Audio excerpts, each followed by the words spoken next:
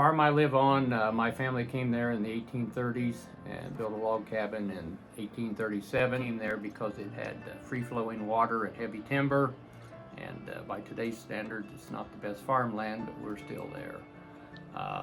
I would be the fifth generation.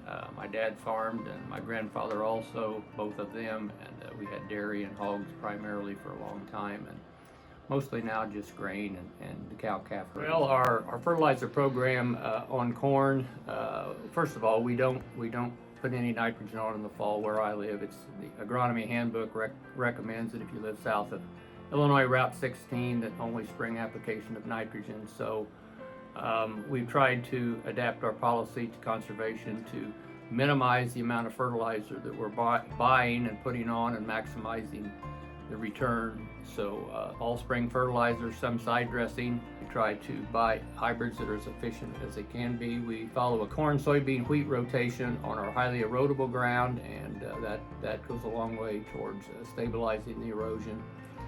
On the corn and soybean ground, we do minimum till, vertical till, no-till most of our beans, leave the standing stalks and come in and just no-till the beans in the spring, so there's a lot of residue left. Very little runoff from those fields, and the fertilizer stays there.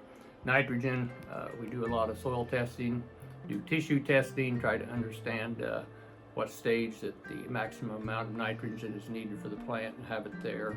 Adopting new technology and understanding what the soil is capable of with and without this generally provides a pretty good result for us. We plant rye into the corn stalks and then no-till the beans the next spring.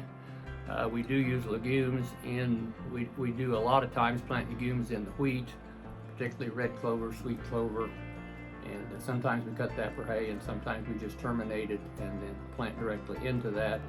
My goal has been to improve what my family had and what I rent from others, and keep it productive and do the best job I can to keep the soil in place.